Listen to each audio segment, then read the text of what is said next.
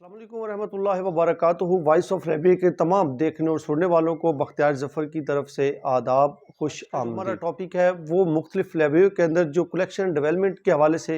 HEC की policy है वो क्या है, वो कैसे बताती है कि आपने किसी भी लाइब्रेरी, किसी भी तर्ज की लाइब्रेरी हो, अवामी हो, कॉलेज की लाइब्रेरी हो, जामियाती लाइब्रेरी हो या कोई पब्लिक लाइब्रेरी है, तो उसके अंदर आपने कलेक्शन जो है उसको डेवलप कैसे करना है, उसकी ख़रीद जो है वो आपने कैसे करनी है। किताबी मवाद, थीसिस, जर्नल्स, प्रोडिकल्स या बाकी जो इल्मी मवाद होता है उसको आपने कैसे ख़रीदना होता है। हायर तो इस वीडियो एजुकेशन के अंदर मैं कमीशन, आपको जिसको बताने यूनिवर्सिटी ग्रांट कमीशन भी कहा जाता है, पाकिस्तान के हवाले से उसमें कुतुब खानों के अंदर जो कलेक्शन डेवलपमेंट है उसके हवाले से जो पॉलिसी है वो पॉलिसी आज हम डिस्कस करने जा रहे हैं। तो इस पॉलिसी के हवाले से सबसे पहले ये पॉलिसी क्या कहती है, जो पहला पॉइंट वो देती है या पहला जो हमारी कैटेगरी वो देती है वो ये है कि आपने क्या करना है कि आपका जो फ़ंड है, जितना भी लाइब्रेरी को फ़ंड मिलता है उसको आपने डिवाइड कर लेना है। फ़ंड को 3 हिस्सों में आप डिवाइड करेंगे। पहली मद के अंदर आप अपना बजट, जो टोटल बजट है उसका पहला हिस्सा जो मुख्तसिस करेंगे वो करेंगे बुक्स के लिए, थीसिस के लिए या ऑडियो वीडियो मटेरियल के लिए। दूसरी कैटेगरी के अंदर आप जर्नल्स और प्रोडिकल्स के लिए बजट अलहदा से निकाल लेते हैं। और तीसरे जो है बजट को आपने तकसीम करना है वो ऑनलाइन डिजिटल रिसोर्सेज या जो ऑनलाइन इक्विपमेंट, कंप्यूटर्स, फर्नीचर्स या दीगर कोई चीज़ें आप जो ख़रीदना चाहते हैं उसके लिए आप फ़ंड को अलहदा कर लेंगे। तो इसमें ये ज़रूरी नहीं है कि आप जो 3 ये मद दी हुई हैं, मद के अंदर सबको एक जैसा बजट रखना है, नहीं, ऐसा हरगिज़ नहीं है। आप इसको बढ़ा भी सकते हैं अपनी ज़रूरत के मुताबिक, कहीं ज़्यादा करना है, कहीं कम करना है तो आप इसको कर सकते हैं। तो दूसरा इसका जो पॉइंट है कलेक्शन डेवलपमेंट पॉलिसी के हवाले से HEC की, जो वो कहते हैं कि कुतुब खानों के अंदर या कुतुब खानों में जो एक्विजिशन का अमला है या जो स्टाफ है वो हसूल मवाद या किताबों का जो तबादला करना चाहता है उसको हायर एजुकेशन कमीशन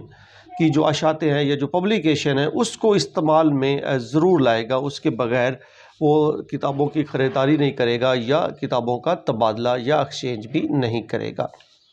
तीसरे पॉइंट के ऊपर है कि किताबों की अगर जो कापी है या कापियां हैं, डुप्लिकेट कापियां, फ़ोटो कापियां हैं,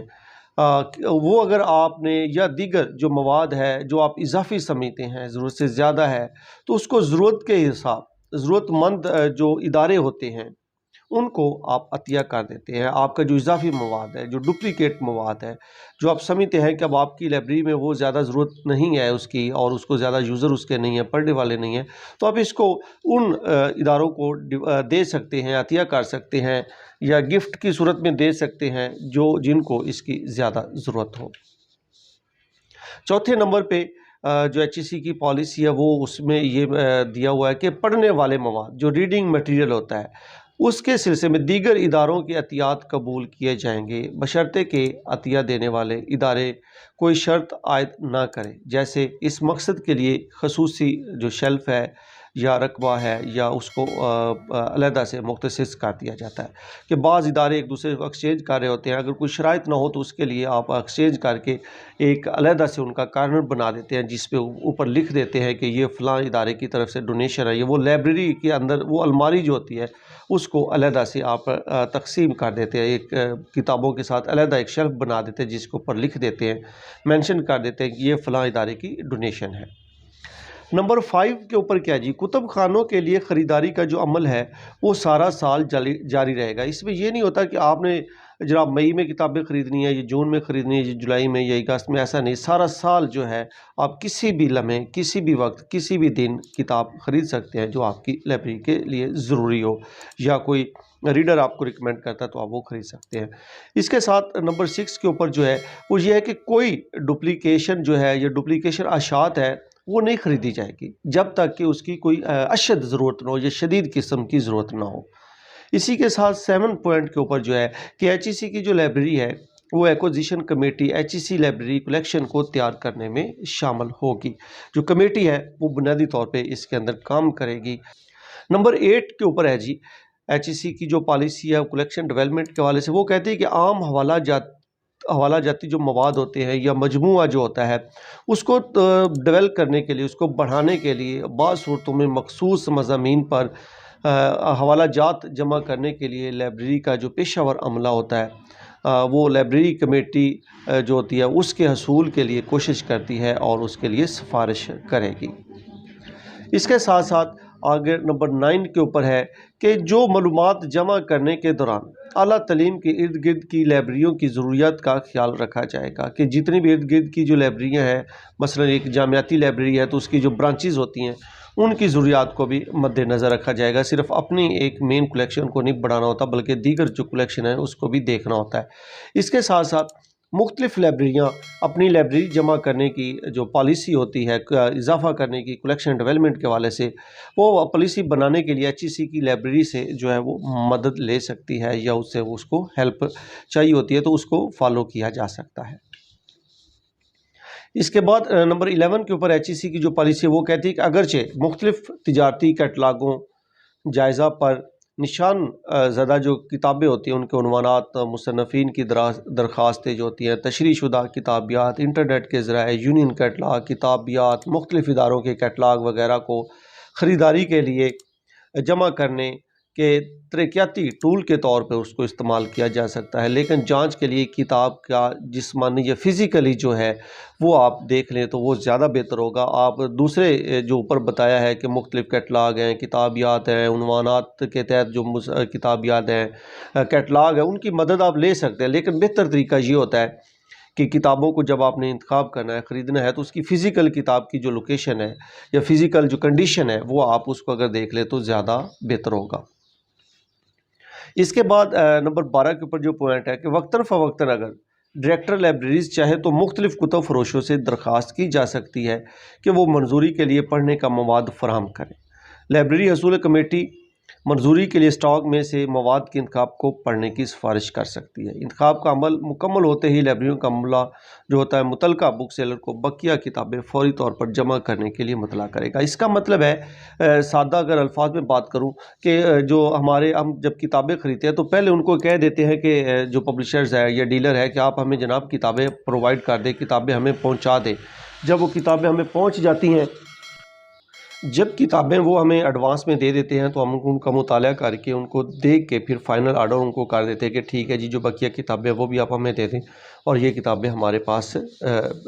پڑی رہیں گی۔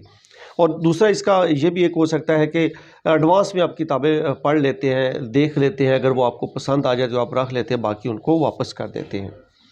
اس کے بعد اگر دیکھیں آپ نمبر جو 13 ہے اس کے اوپر ہے کہ کتاب بیچنے والوں کو کتاب کی ادائیگی کے لیے وزارت تعلیم کی لائبریری ریٹس کمیٹی کی قوانین پر عمل کیا جائے گا۔ یعنی کہ جو کتابیں آپ خریدنا چاہ رہے ہیں، جو کتابیں آپ لینا چاہ رہے ہیں لائبریری کے اندر سے، اس کے لیے ضروری ہے کہ جو لائبریری ریٹس ہوتے ہیں، نیشنل لائبریری آف پاکستان اس کو ہر 3 مہینے بعد جاری کرتی ہے، آپ ان ریٹس کو ضرور مد نظر رکھیں گے اور ان ریٹس کے مطابق آپ قیمت ادا کریں گے، اس کے بغیر آپ قیمت ادا نہیں کریں گے ان کو۔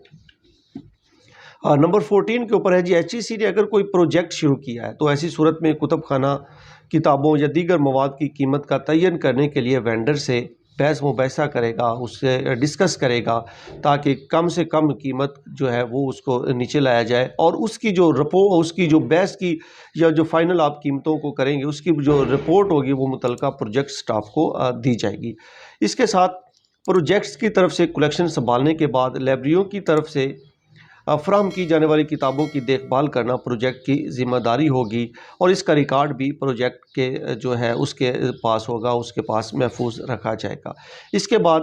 لائبریری جو ہوتی ہے وہ تکنیکی پروسیسنگ سپورٹ حاصل کی جا سکتی ہے۔ HEC کی لائبریری میں کتابیں رکھنے کی صورت میں متعلقہ جو پروجیکٹ ہوتا ہے لائبریری کے قوانین پر عمل کرے گا، تاہم کتابوں، مواد کی قیمت اور متعلقہ جو پروجیکٹ ہوتا ہے وہ اس کو ڈیبیٹ کر دی جائیں گی، اس کے ساتھ ڈسکشن کی جائے گی، اس کے بغیر اس کو نہیں لیا جائے گا۔ اس کے بعد اگر 15 پوائنٹ کے اوپر دیکھیں جو HEC کی پالیسی ہے وہ کہتی ہے کہ زیادہ قیمت والی اشاعتوں کے حصول کے لیے ڈائریکٹر لائبریری کتب فروشوں سے جو ہے وہ اس کی رسیدیں جو ہوتی ہیں پرفارما رسید جو ہوتی ہے وہ اس سے لے سکتا ہے۔ پرفارما رسید کا مطلب کہ اوریجنل جو انوائس ہوتی ہے، یا اس کے آپ مختلف جو ڈیلرز ہوتے ہیں پبلشر ان سے ریٹ لے لیتے ہیں جس کے مطابق آپ کو جو کم قیمت ہوتی ہے اس کو آپ آرڈر دیتے ہیں۔ اس کے ساتھ ہی اگر آپ دیکھیں تو جو جرائد ہوتے ہیں، میگزین ہوتے ہیں، ان کے حصول کے لیے مختلف جو فرمیں ہوتی ہیں، کتب فروش جو ہوتے ہیں ان سے رابطہ کیا جاتا ہے، اور ان کو اس بات کے اوپر پابند کیا جاتا ہے کہ وہ 15 دنوں کے اندر اندر یا لائبریری کی طرف سے کوئی اگر مقررہ کردہ وقت ہے تو اس کے اندر اندر وہ جو انوائس ہے وہ فراہم کرنے کے پابند ہوں گے. جو ڈیلر جس کو آپ آرڈر دینے جا رہے ہیں یا جس سے آپ منگوانے جا رہے ہیں، کسی ڈیلر کی طرف سے بتائی گئی مناسب قیمت اگر خریداری کے لیے منتخب کی جاتی ہے تو لائبریری کے مفاد کی حفاظت کے لیے معاوضہ جو ہے وہ بانڈ پیش کرنے کی ضرورت ہوگی، جو ہم پیش کر دیتے ہیں. اس کے بعد قیمت کی تصدیق کے لیے جب آپ یہ تو نہیں ہوتا کہ اگر آپ کوئی کتاب خرید رہے ہیں، کوئی وینڈر ہے یا جو ڈیلر ہے وہ کہے جی اس کی اتنی قیمت ہے، نہیں ایسا نہیں ہوتا. آپ نے قیمت کی تصدیق کرنے کے لیے انٹرنیٹ، ڈیجیٹل، پرنٹ شدہ جو تجارتی کیٹلاگ ہوتے ہیں اور تمام متعلقہ ذرائع استعمال کیے جائیں گے. کتابوں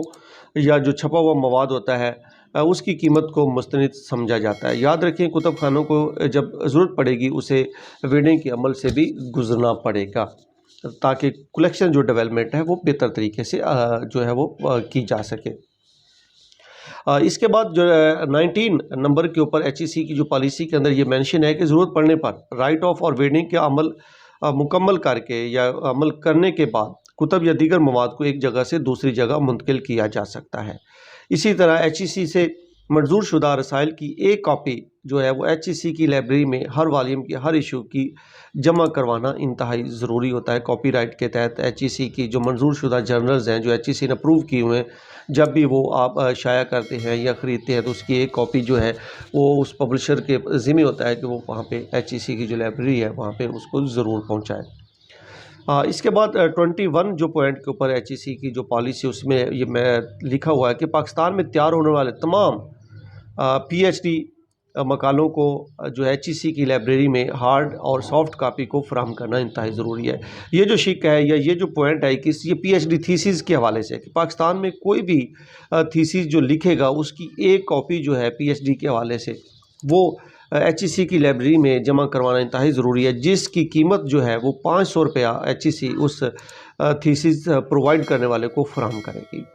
اسی کے ساتھ جو کتاب فروش ہوتے ہیں ان میں سے کسی کو نقد ادائیگی نہیں کی جائے گی. اس پالیسی کا اطلاق سرکاری دستاویزات کے اصول پر بھی نہیں ہوگا. جو 500 روپے پے کرنے ہیں وہ سرکاری جو ڈاکومنٹ ہے ان پر بھی نہیں لاگو ہوتا. اگر کسی دستاویز کا الیکٹرانک ورژن آن لائن مفت دستیاب ہے تو لائبریری اس کی ہارڈ کاپی حاصل کرنے کو ترجیح نہیں دے گی یا دی جانی چاہیے جب تک کہ اس کی اشد اور فوری ضرورت پیش آپ کو نہ آئے. تو یہ ایک طرح کا آج کا ہمارا ایک ٹاپک تھا کہ HEC نے جو کلیکشن ڈیولپمنٹ کے حوالے سے دی ہوئی ہے، اپنے قوانین دی ہوئے ہیں، پالیسی دی ہوئی ہے، وہ پالیسی آپ کے ساتھ ڈسکس کی ہے. تو یہ ویڈیو دیکھنے کے لیے آپ کا بہت شکریہ. اپنا خیال رکھیے گا. اللہ حافظ.